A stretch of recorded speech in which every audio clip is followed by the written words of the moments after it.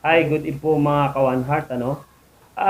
Dito po kasi ako sa party ng aking kaibigan. So, may lumapit sa akin na bago kong kakilala, kung pwede daw po na interviewin ko siya. So, pinaundakan ko naman po siya at para daw po maipabot yung kanyang panawagan sa kanyang father. Kasi bata pa lang daw po siya, hindi niya na nakikita yung ano niya, yung father niya. So, ka-One Heart, para makaabot sa father niya, paki-share nyo lahat to. Ito po yung panawagan niya. Pakinggan nyo po. Pa, Pa, kung ikaw man po ba na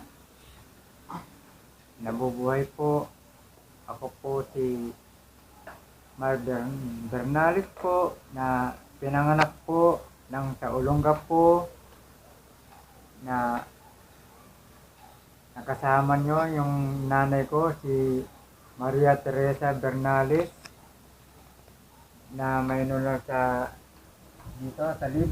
Sana naman po tayo kung ikaw naman po ay nabubuhay o ano ka man po sa ano nakakilala sa kanila.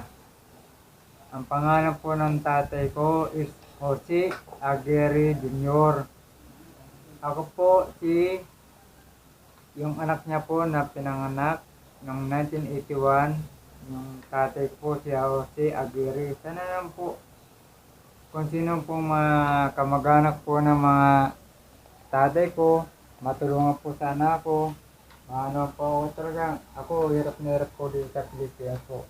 Alam mo niyo po sana, ako nagmamakawa sa inyo.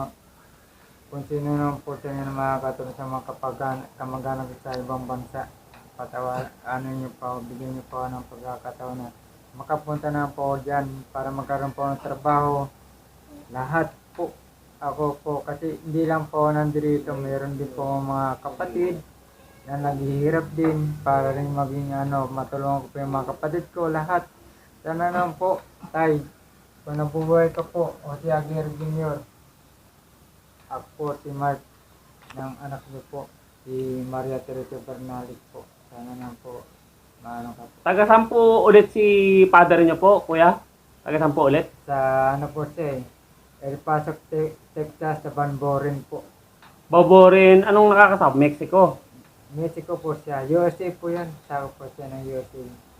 So, ito si kuya, no, nananawagan sa kanyang father na kung buhay pa po, sana mapunta naman po kasi siyempre, alam niyo naman po yung feelings ng isang anak. Siyempre, alam niya yung ano.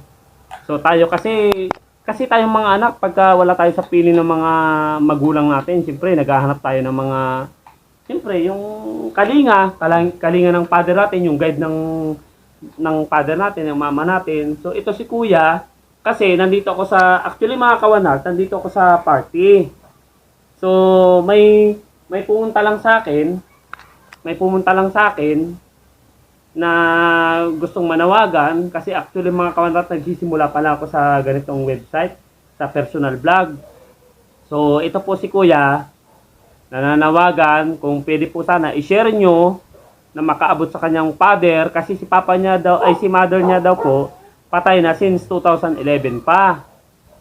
Oh, ayan po si kuya. Ano pa po ulit yung pwede nyong sabihin para ano po sa mga kamag-anakan nyo para mabilis maparating natin sa buong mundo. Ah, sa sa kamag-anakan ko po o sa ibang po, wala na pong problema sa sa akin. Ang importante lang po is tatay ko lang makausap ko lang, makita ko, matulungan ako o po bang kasi sa mga kamag-anak ko wala na pong ibang malalapitan ko di ba kayo lang po malalapitan ko kasi yung mga kamag-anak ko malayo na po kami nasa buo na sila dito lang po sa Olonga po kaya sana na po natulungan niyo po kami.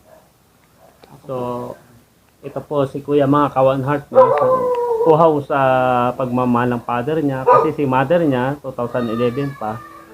Since daw nung 4 years old daw siya huling nakita niya si papa niya, medyo naaalala niya pa rin. Nakakabilib din mga ganong mga kababayan natin, ano? At At malakas lang po ang loob ni Kuya na manawagan talaga kahit hindi tayo kilala. So nananalig dahil sa ating kakayanan na maiparating sa father niya na makita naman sana si papa niya. So ayun lang po mga kawanal, sana pakishare naman po si Kuya